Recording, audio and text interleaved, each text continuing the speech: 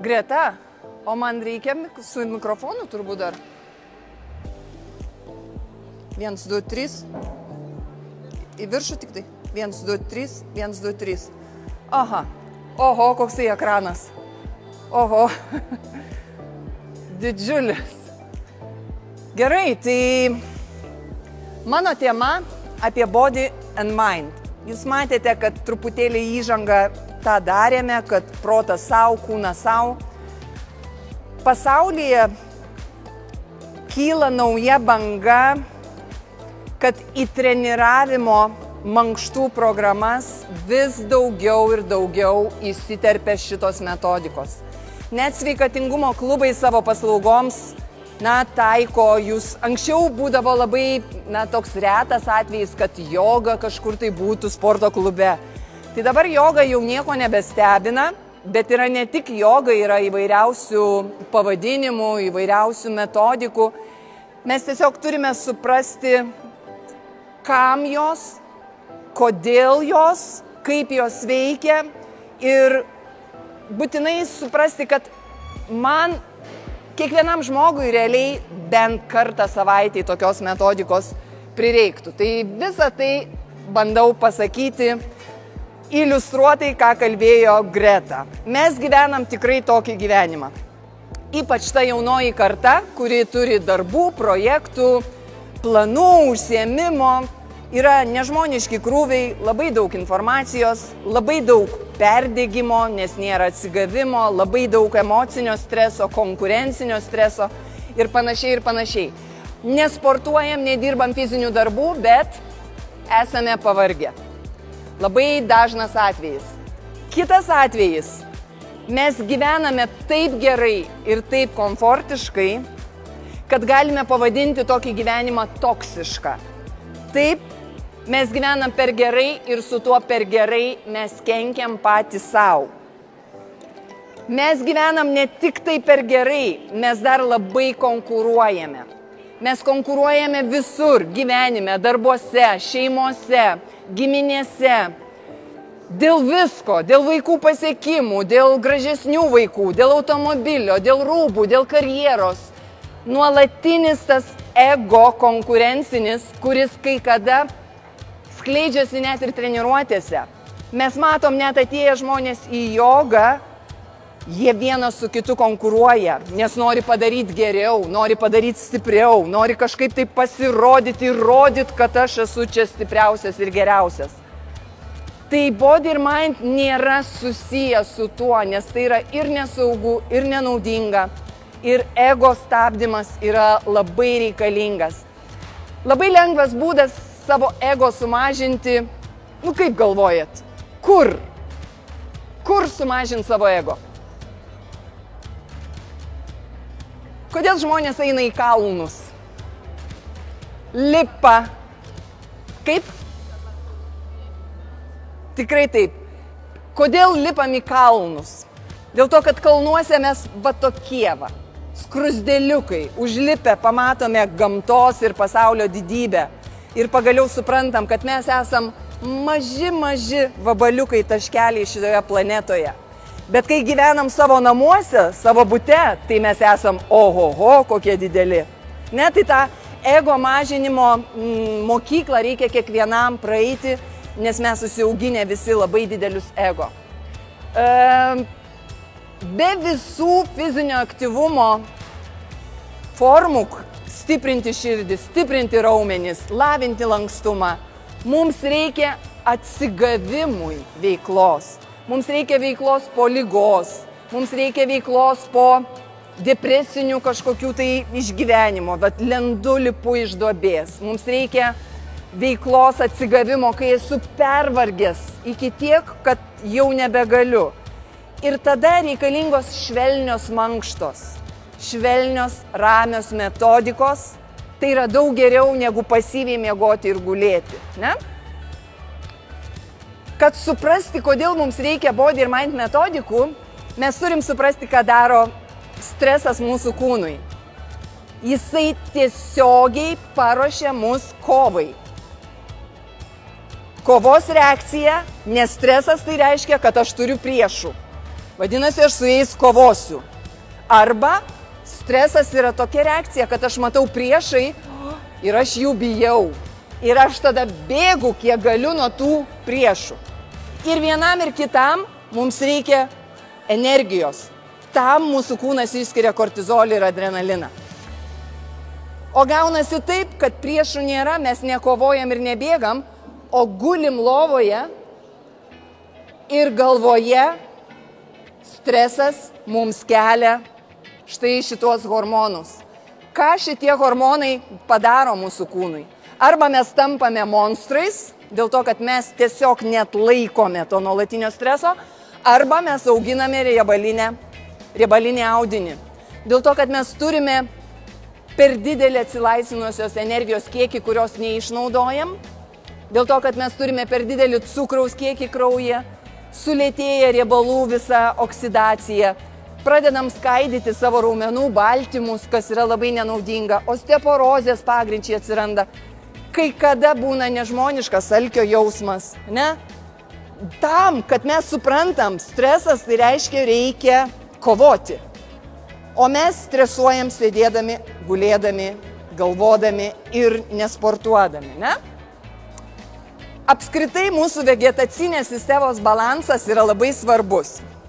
Taip jau surėdyta, kad savo gyvenime turime dirbti, išgyventi, įveikti iššūkius, bet mums labai protingai kūnas sudėliojo, kad dar reikia ir pailsėti, pasimėgauti, atsipalaiduoti, turėti kaifą, tiesiog patirti tą tikrą gyvenimą.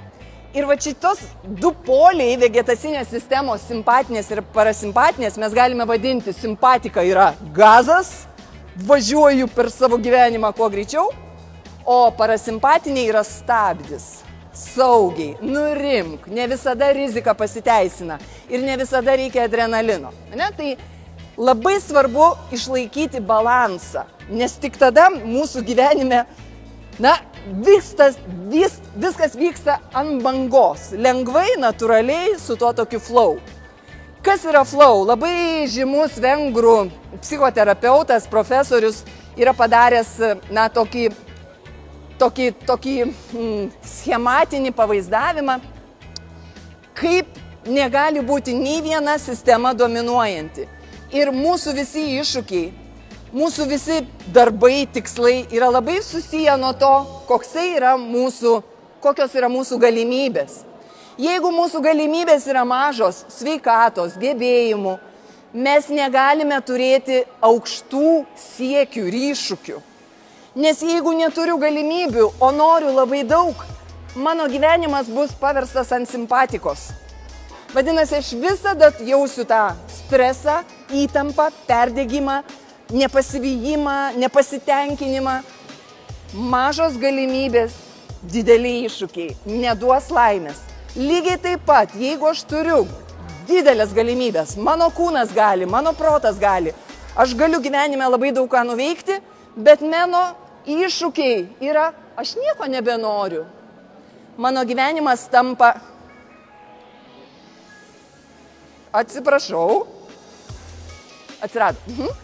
mano gyvenimas tampa nuobodus, neįdomus ir parasimpatinė sistema jinai slopina irgi visus norus ir visą gyvybę.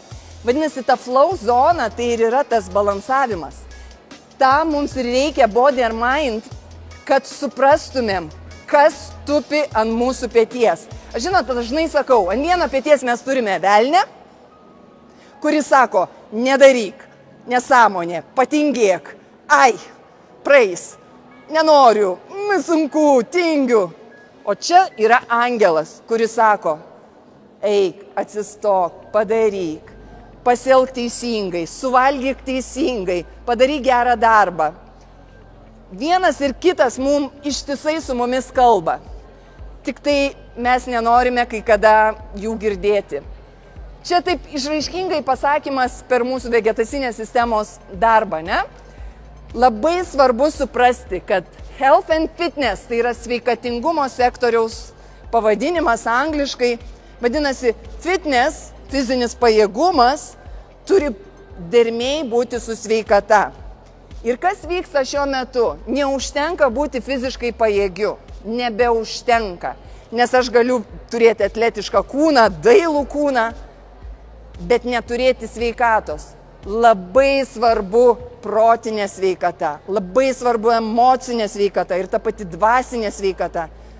Mes galime turėti labai atletišką kūną, bet neturėti sveikatos ir privesti save prie depresyvių išgyvenimų ir netgi savižudybių. Arba netinkamos elgsenos, žalingų įpročių, savęs naikinimo. Dėl to, kad neužtenka būti fiziškai sveiku. Kai kada žmonės klausia, kokią treniruotę pasirinkti. Ar eiti į jogą, ar eiti į kokią nors raumenų stiprinimo treniruotę. Negalima pasakyti dėl to, kad reikia iš viso suprasti, kaip žmogus gyvena. Ar jisai turi darbo ir poilsio balansą. Ar žmogus pakankamai skiria dėmesio atsigavimui. Taip nuoširdžiai. Mes visi žinom, kam yra treniruotė. Bet ar visi žinom, ką daryti, kad padėti savo atsigauti. Atsigauti po savaitės darbų. Atsigauti po didelio kokio nors darbinio iššūkio. Atsigauti po ligos. Atsigauti po išgyvenimų, skyrybų, netekčių. Mes žinom tik tai gazas. Bet nežinom, kas gali mums padėti išsikapstyti iš duobių, kuriuose mes būname. Ne? Ir šitoj vietoj labai sueis Aurimo sekanti paskaita. Aurimas kalbės apie širdies variabilumą. Dėl to, kad širdies variabilumo indikatorius jis labai aiškiai parodo, kada mes esame atsigavę ir tada mes galime turėti aktyvų krūvį, galiu duoti ir išsitaškyti, bet jeigu aš turiu žemą širdies variabilumo lygmenį, vadinasi, aš esu dar nuovargio zonoj, aš nesu atsigavęs. Tai nereiškia tik tai miegoti, sėdėti, žiūrėti televizorių ir per atostogas nieko neveikti. Bet būtent tada labai padėtų body and mind technikos. Man labai patinka. Mūsų Eugenijus Laurinaitis, fantastinis psichoterapeutas. Pažiūrėkit, koks gražus aprašas. Gerai dirbti gali tik tas, kuris gali ir moka gerai ilsėtis. Tai poilsis tai nereiškia nieko neveikimas. Kai kada klientai sako, važiuosiu prie jūros, nieko neveiksiu. Tai taip nėra gerai, ne? Jeigu kalbam apie sąmoningumą ir body ir mind metodikas, tai body ir mind metodikos visada turės mediatorių, tai yra ta tarpinis žodis sąmoningumas. Kvėpavimo, kūno pojūčių, judesių, minčių, emocijų. Ta prasme, reaguoti, turėti sąmoningumą, suprasti, kas darosi su kūnu. Body ir mind tai yra dažniausiai žemo vidutinio intensyvumo veikla, kurioje labai daug tokio tarsi meditacinio elemento, nes tu negali galvoti apie ateitį ir praeitį, tu esi čia ir dabar. Toks truputėlį ir judesiai, prieš tai mes darėme Nirvana Fitness, jinai šiek tiek primena tokią judančią meditaciją. Yra daug sensorinių, jutiminių komponentų, vadinasi, mano ir uoslė, ir garsus girdžiu, ir visi kiti lytėjimo elementai. Pajungiu, mes turime labai daug jutiminių pojūčių, bet visą esam užblokavę per savo bėgimą, lėkimą gyvenimo. Dar labai svarbu suprasti, kad body ir mind treniruotės ir yra apie tai, neteisianti nuostata. Daugybė žmonių atėję į jogą ar į kažkokias tai body ir mind treniruotės, jie pradeda sakyti, man neišeina, aš nevalyvas, aš negaliu, aš nemoku. Arba, oi, čia visi tokie sportiški. Mes turime įprasti nelyginti. Būtent body ir mind aplinka ir treniruotė, mankšta ar kažkokia metodika yra paremta tai, kad mes neturime lyginti. Mes nebegalim to daryti, mes jau įpratę lyginti. Mes lyginam pagal amžių, lyginam kaip apsirengia, kokius batus turi, kokius plaukus, koks makijažas, kokie akinukai. Mes tiesiog įpratom lyginti viską. Bet body ir mind metodikose mes turime tiesiog pabūti su savimi. Neteisti savęs, jeigu man kažkas neišeina, nesigauna, jeigu aš esu silpnesnis. Sustabdyti tą savo ego tokį didelį, kad aš noriu būti geriausias. To nereikia. Ir labai daug per kvėpavimą. Kvėpavimą kalbės Greta, man atrodo, rytojus paskaitoj labai vertinga, dabar apie kvėpavimą daug turim kalbėti. Pagrindinis tikslas yra susidoroti su stresu, lėtiniu, kasdieniniu stresu, suvaldyti protą, tai reiškia va šitą va beždžionėlę, kuri mums muša per ausis kiekvieną dieną ir ten kelia, vėl nežino kokius jausmus arba kokias mintis. Ir aišku, sumažinti kortizolio kiekį, nes kortizolis tai reiškia, kad tau reikės kauti su kažkuom. Tai jeigu mes kaunamės, tai dar tą energiją panaudojam, bet dažniausiai mes stresuojame ir niekur nesikauname, ne? Labai tinka body ir mind metodikos žmonėms, kurie turi tam tikrų sveikatos sutrikimų. Jeigu jūs pažįstat kažką, kurie turi, tai reikėtų rekomenduoti ir pasakyti, tau labai praverstų kažkas iš body ir mind metodikų. Ypač pas ką dominuoja simpatinė sistema, atsilieka parasimpatika, va tavo vegetacinė sistemos balansas statyti, ne? Kas turi aukštą kraujospūdį, būtinai body ir mind, nes per kvėpavimą Aurimas jau parodė, kaip galima pulsą sumažinti, lygiai taip pat ir kraujospūdis. Mes rimstam dėl to, kad per klajoklį nervą, nervus valgus, mes ir pakeičiam fiziologiją. Per kvėpavimą mes pakeičiam savo fiziologiją. Aišku, ir lėtinės lygos, ir depresija. Kuo skiriasi body ir mind nuo tradicinių treniruočių? Body ir mind yra čia ir dabar. Čia ir dabar. Aš darau, aš esu šitame momente, aš tiesiog medituoju su čia ir dabar, negalvoju nei apie praeitį, nei apie tą ateitį. Tai yra procesas. Aš neturiu tikslų, noriu atsistoti ant galvos. Tu gali norėti, bet kai tu esi treniruotėje, tu tiesiog mėgaujasi tuo, ką tu darai, kaip tu valdai savo kūną, kaip tu valdai judesius, kiek tu pasikeli, nusilenki ir panašiai ir panašiai. Tai yra proceso reikalas, o ne tikslas. Rėmimas savikontrolę. Žmonės įprato būti vaikomi treneriu. 1, 2, 3. 1, 2, 3. 1, 2. 1, 2. Body ir mind. Padariau.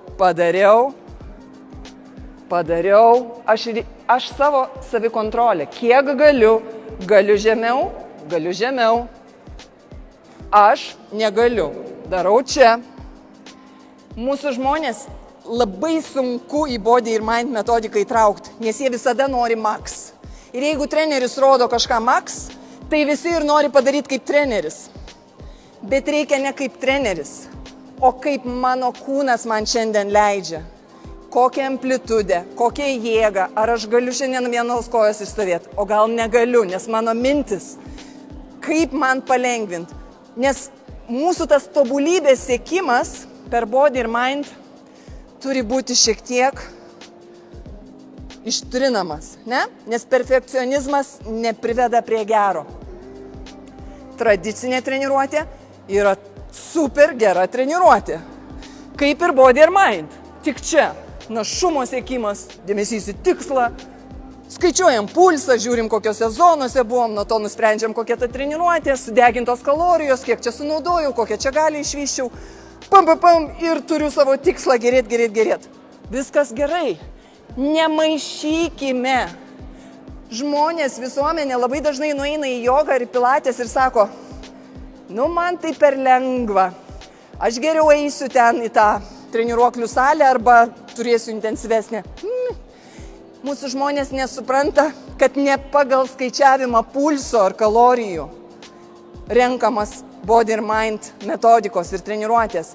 Jos turi visai kitokį konceptą, pagrindimą ir galų gale visai kitus tikslus.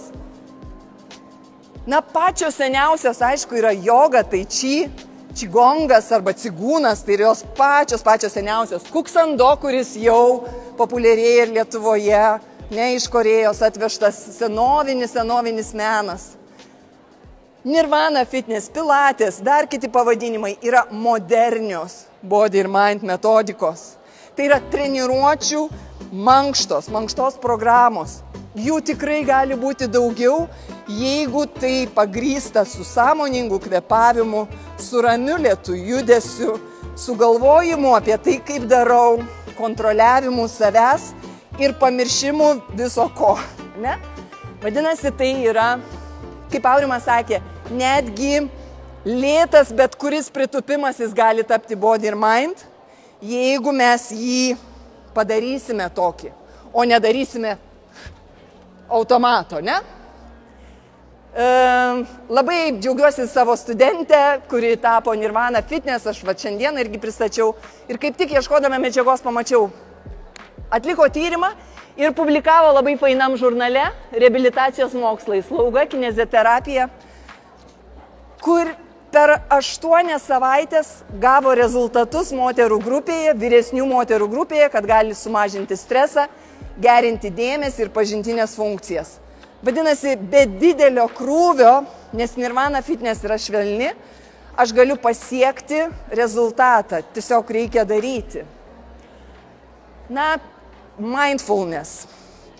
Kaip ir sakiau, tai yra relaksacija, kvėpavimo pratimai, meditacija, vizualizacija. Mindfulness yra toks tarptautinis žodis ir tyrimų yra labai daug. Bet vienas toksai, kuris labai aiškiai parodo pagrindinius veiksnius, kaip veikia mindfulness. Tai mažina uždegimą šitos veiklos, stiprina, gerina imunitetą ir lėtina senėjimo greitį. Ne? Tai naudingi dalykai. Nežinau nei vienos priežasties, kodėl neturėtumėm įtraukti į savo rutiną kažko iš mindfulness, iš body and mind, ne, metodikų. Ir dar vienas dalykas. Žmonės sako, kad meditacija man neišeina. Kiek kartų bandėm? Kamuolį varytis irgi neišeina iš karto. Į krepšį pataikyti įmesti irgi neišeina. Tai yra įgūdis, kad išmokti medituoti reikia mokytis. Reikia kartoti, pradėti nedaug, dar. Tai yra įgūdis. Nereikia tikėtis, kad vieną kartą atsiguliau, nežinau, man patiko, gal nepatiko, nesąmonė, neturiu laiko. Tai yra normalu, lygiai taip pat, kai jūs gautumėte įrangą ir sakytų, daryk su tą įrangą, o jūs nežinot, ką su juo daryti. Tai meditacijos mes turime išmokti kiekvienas ir išmokinti savo vaikus. Pažiūrėkite. Čia yra Kauno Žalgirio arenoje sporto klube, mes turėjom tokį projektą ir tiem vaikam davėme jogos, davėme meditacijos. Ir čia mokytojos sėdėjo ir sakė, ką jūs jiem padarėte. Nes čia 5-okai, 6-okai, 7-okai, kurie yra nevaldomi. O jie gulėjo, kvėpavo, atsikėlė, dėkojo, mokytojas sako, stebuklas. Tai aš labai norėčiau, kad kažkada tai taptų labai visuotina mokyklose, nes mes ta karta, kurioje nieko nežinojome apie meditaciją, vyresnieji iš viso nieko. Jaunoji karta jau žino, nežinau ar daro, bet vat jūsų vaikai nuo to didelio informacijos srauto, jie turi turėti kažką, kas juos bent truputėlį išjungtų. Kad jie per meditaciją galėtų truputėlį įsijungti ir truputėlį paleisti kitus stabdžio, smegenių, šitų visų veiksmų stabdžio pedalą. Greta, kaip ir sakiau, turės visą paskaitą apie kvėpavimą, bet kadangi aš kalbu apie body ir mind, tai turite suprasti, kas yra body, kas yra mind. Tai mind yra mūsų pagumburis arba tas hipotalamus. Ir tas pagumburis yra tarpinė smegenų dalis, bet tai yra smegenis. Ir šitas reikaliukas nedidelis, jisai gauna visą informaciją, kuri eina iš mūsų kūno, ypač iš mūsų raumenų, įtemptų, įveržtų raumenų, kurie nuo mūsų gyvensenos jie yra visokie. Vadinasi, čia aš gaunu informaciją. Visas mūsų kūno valdymas, neurobiologija, vyksta per ašį pagumburio, hipofizės ir antinkščių. Jūs turbūt esat girdėję, kad mes esam hormonų aukos. Realiai mūsų gyvenimas priklauso nuo hormonų. Mūsų ligos, mūsų sveikata priklauso nuo hormonų. Ir va šita ašis ir yra, va čia yra smegenis, mind, tai yra pagumburis, kuris yra viso ko, kaip aš sakau, kosminio laivo centras, o kūnas tai yra mūsų hipofizė ir mūsų antinkščiai. Ir ką tyrimai sako? Tyrimai sako, kad kai aš užsiimu meditaciją, mindfulness veiklom, kad ir kvėpavimu, sumažėja šitas, tos informacijos sudirgimas, subudrumas, susijaudinimas. Sumažėjo kortizolio gamyba. Aš per meditaciją ir pranajamą ne tik nušvitimą kažkokį tikėjimą pajuntu. Ne, tai yra neurobiologija, tai yra tikra, su įrodymu. Meditacija, kvėpavimo pratimai mažina kortizolio kiekį, mažina stresą, padeda klajokliui nervui ir atstato vegetacinės sistemos balansą. Kodėl mes to nedarom, kai visa mūsų tauta yra ant emocinio tokio įtampos, gaisro? Jaunimas, vyresni, visi perdegė, visi nervuoti. Yra vaistas. Dėl to ir kalbu šiandien, kodėl mums visiems reikia body and mind metodikų. Ar gali ėjimas būti body and mind? Gali.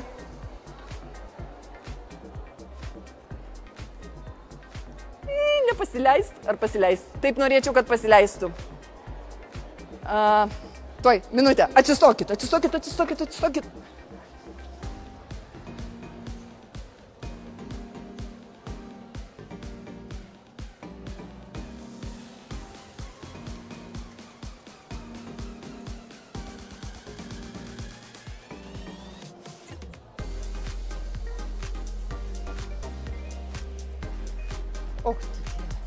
Nu, vat ir neleidžiu.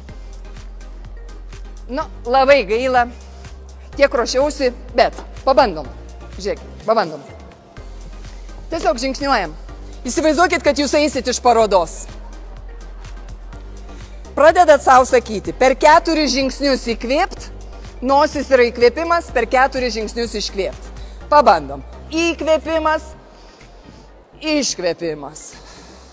Įkvėpimas, iškvėpimas. Įsivaizduokit, kad jūs einate iš parodos, iškvėpimas, įkvėpimas, iškvėpimas. Jau tai yra mindfulness ėjimas, nes jūs sąmoningai valdote kvėpavimą. Bet aš norėčiau, kad jūs pradėtumėt daryti įkvėpimas 4 žingsniai, iškvėpimas 6. Įkvėpimas 1, 2, 3, 4, 5, 6. 1, 2, 3, 4, 5, 6. Dabar per 8. Įkvėpiam. 1, 2, 3, 4, 5, 6, 7, 8. Įkvėpiam. 1, 2, 3, 4, 5, 6, 7, 8. Į darbą taip nueit galima. Aš taip einu kiekvieną dieną į universitetą. Ir kiekvieną dieną grįžtų, nes galva sprogtų. Gali būti, mindfulness gali būti. Padarykime tai. Tiesiog, ne? Lygiai taip pat, kaip neatsidaro mano šitas...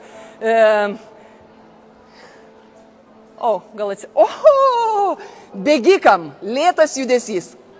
Nėra garso. Nu gerai, nėra garso, padarysim be garso. Gerai, bandom. Tupiam, įkvepiam. Iškvepiam, lėtai kylam ir pasistebėm. Įkvepiam, vienos kojos ir iškvėpinėjam. Lėtai, kaip bėgikai bėgtų. Įkvepiam, lėtai.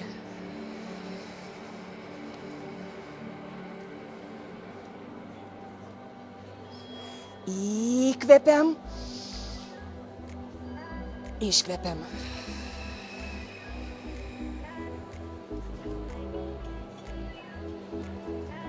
Dar vieną kartą. Įkvepiam, valdom kvėpavimą.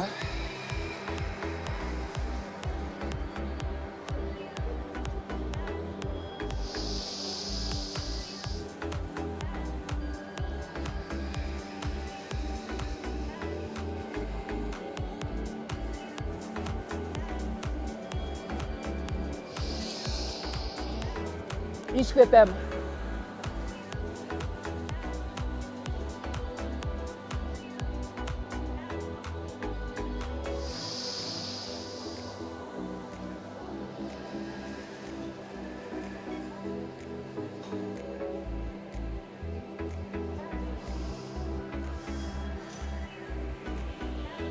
Nu va, ir mes čia padarėm body ir mind. Realiai bėgimo judesys tik sulėtintas, kuriame pridėjom kvėpavimo, kuriame pridėjom valdymo, kuriame negalėjom galvoti apie problemas, nes reikėjo galvoti apie tai, kad išlaikyti pusiausvyrą. Reikia labai nedaug tam, kad sutvarkyti tą žiurkėną, kuris bėga ratelyje mūsų smegenų, ne? Žodžiu, pabaigai. Body ir mind neturi nieko bendro su svorio metimu, tai ne tas tikslas, su idealia išvaizda, su kažkokiu dideliu pajėgumu, sako, aš einu į body mind, jogas, pilatės, bet nieko negaunu. Nueinu, ten į tos rimtos tradicinės treniruotės, ten gaunu. Taip ir turi būti. Ten tie tikslai. Body ir mind yra ne tie tikslai. Atsimenat? Sumažinti stresą, suvaldyti protą ir sumažinti kortizolio lygmenį. Stabdžio pedalas. Svarbiausias savęs suvokimas, dvasingumas, ego sumažinimas, vidinė taika, atsipalaidavimas, ramybė, atsigavimas po visokių gyvenimo iššūkių negerovių. Jeigu rimtai bendriau, žodžiu, vegetacinės sistemos balanso atstatymas. Kaip ir sakiau jum per diskusiją, sveikesnė gyvensena ir ilgalaikiai pokyčiai turi prasidėti galvoje. Tik tai jūsų galvoje, ne vyriausybės, ne politikų, ne kažko, jūsų galvoje. Žinių yra apstu. Kodėl mes to nedarom? Žinau, bet nesielgiu. Čia yra bėda kiekvieno galvoje, ne? Ir aš labai linkiu, kad į savo galvą nesudėtumėt visko, kas vyksta pasaulyje, nes tada išeisim iš proto. Ir dar vienas čia angliškas užrašas, kad nesupranta. Labai dažnai didžiausias priešas gyvena čia. Bet mes bandome jį rasti kažkur kitur. Tai linkiu jums gero body ir mind pasirinkimo, mindfulness jūsų gyvenime ir ačiū, kad buvote ir domėjotės. Ačiū.